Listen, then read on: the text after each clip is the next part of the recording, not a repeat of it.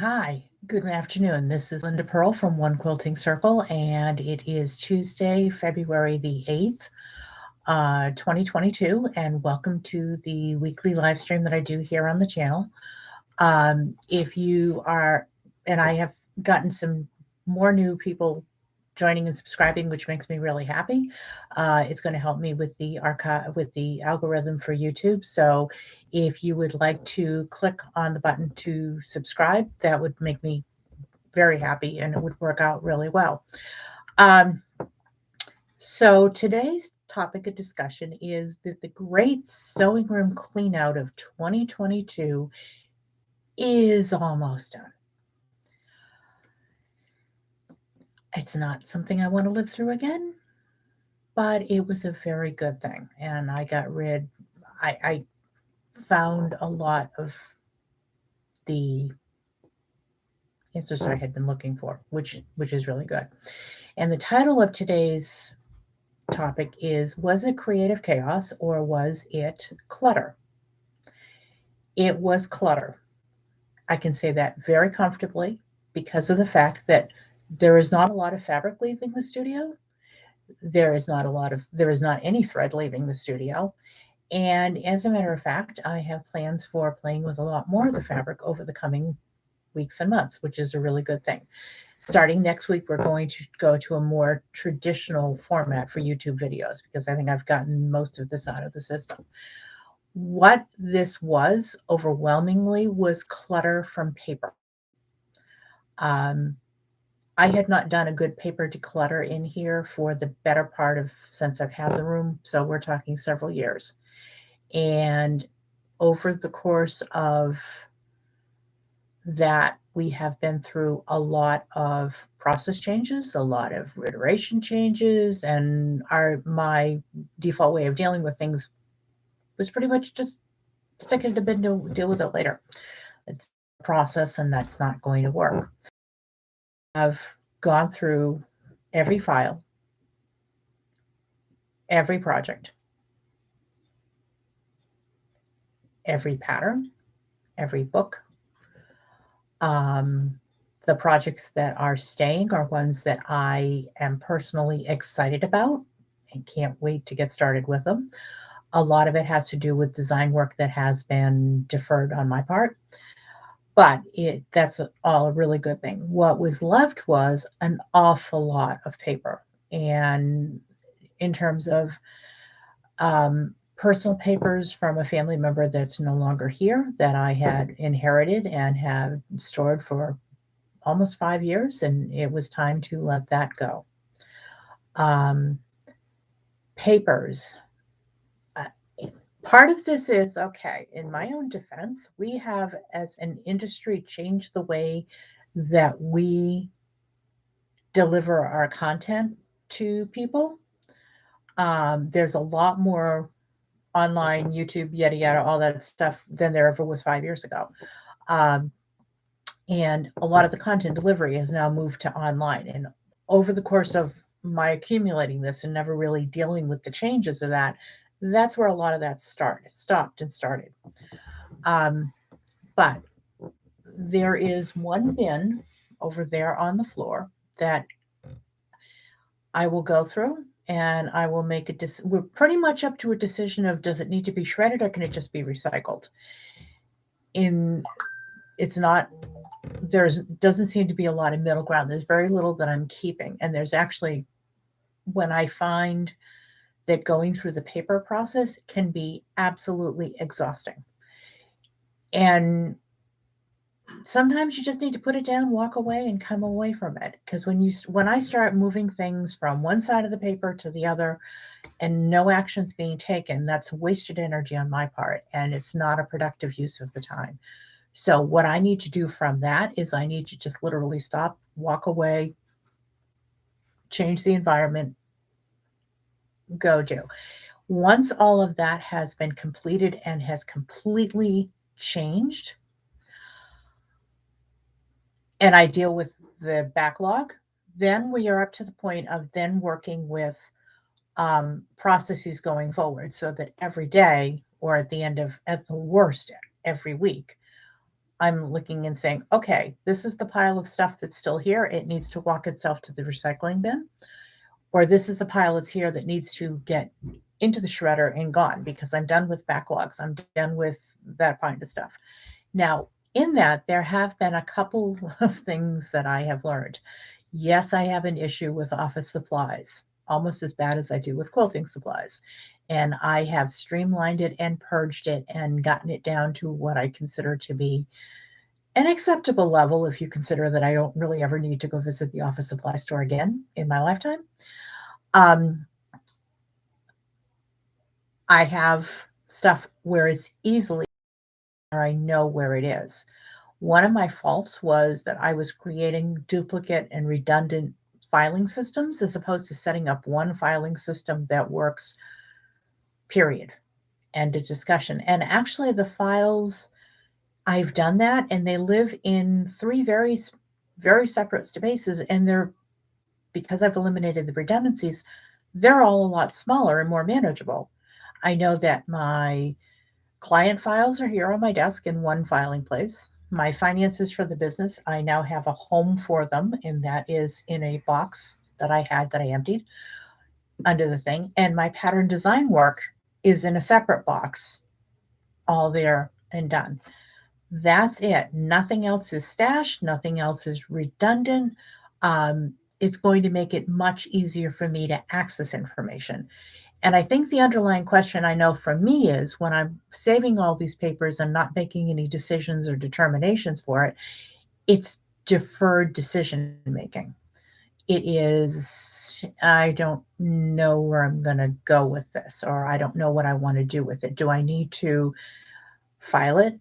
File it where? File it how? How would I need to determine how I retrieve it if I file it and put it away? The stuff that's really, really important, that's like a no brainer. It's the stuff that's all the foo foo stuff that it's like, okay, how do I deal with this? Um, am I perfectly comfortable just trashing it? Am I perfectly comfortable, or does it need to, for any number of reasons, need to be recycled? Not recycled, but shredded. Okay, well, we have a shredder here. It's gotten quite a workout this weekend, and it's probably not done yet. But okay, so let's do this. I'm no longer buying patterns from other that are hard copy. I'm pretty much downloading them. And then if I need to print a copy of it so I can work with it over at the work table or over at the sewing station, or only need to print a couple of pages or whatever, this is it. There's a very, very active community here on YouTube that I've learned a lot from in terms of how to distill and keep information going. I have learned from just a couple. Erica Lucas, I'm a huge fan of hers. Um, there is a woman who does a lot of work in the space. I believe her name is Mia Danielle. And she has really, I like watching her because she's very calm and very centered and very easy. And she actually looks a lot like my website if you look at the colors on that. Obviously, the colors in the sewing studio scream that yes, I'm a quilter and I like playing with it, and that's not getting changed. That's all fine. But oh, and over here, yes, there is a pile of stuff that has not yet processed. Um, I'm over. Okay, so there's a bin over there and a pile up there that I need to go through and restage. Um,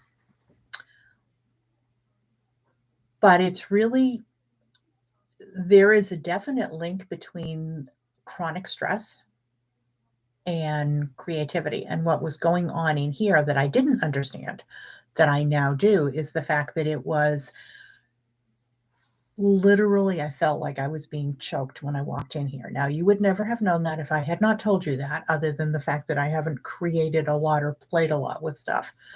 Um, but it was not, it had gone from my happy place to a room full of things that I had not done, actions I needed to take and I didn't want to take, actions that, determinations that were hard choices. And it was not playtime. Now, part of that is because of the business that I run. I have a left brain component to it and the right brain component to it. The left brain is the analytical, newsletters and such I do for other people. The right brain is the creative stuff that I do for my side. And throughout all this process, I knew that my left brain was way more overworked and the right brain was not. Um, Unfortunately, when you start a project like this and it's dealing with all of this paper, it is absolutely a tedious, time consuming, energy sucking, left brained energy. It is not fun. And it's not the kind of thing that you can really stop halfway through and go sew something because literally it becomes everywhere. And at one point in time, I had boxes and piles here in the master bedroom, and it was just like it. We now have a finite number, one bin, one area. I'm good. That I can do this. And as I said to somebody yesterday on this whole project, I was giving them an update. I said, pretty much balance comes back into play tomorrow, which was today, because I'm now at the point where I can stop and I can start. I can set the timer and say for 15 minutes I'm going to work through the bin and see what decisions can I make. The idea here is I don't want to continually sift through it and not make decisions. When I get to that point, I'm tired and it needs to stop. Um, but when I get to the point where I can look at it and pull it out and say, okay, shred, recycle, recycle, recycle, shred, and start making decisions, even if I've moved half a dozen pieces of paper, that's progress and it doesn't need to be done. On the stuff that's here on the desktop, that's current stuff, I went through it this morning, set up the calendar, different things and that.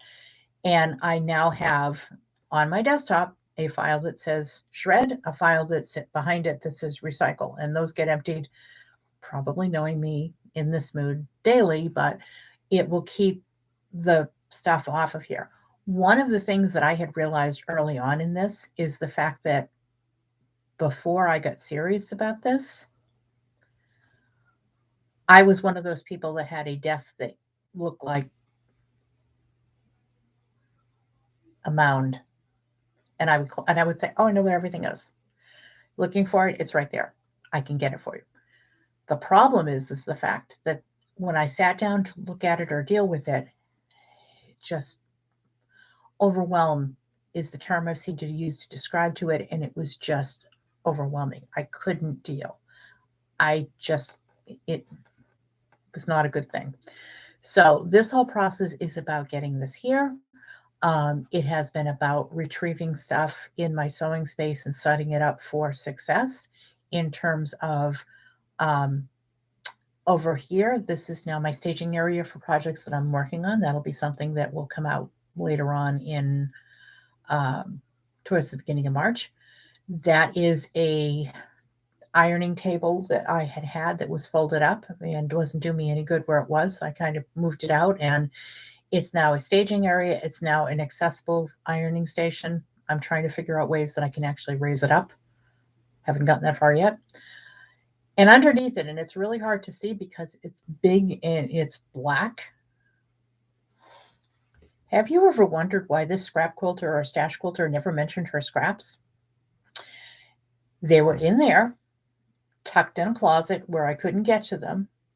And I just kind of like cleaned around it every time I went in there or whatever.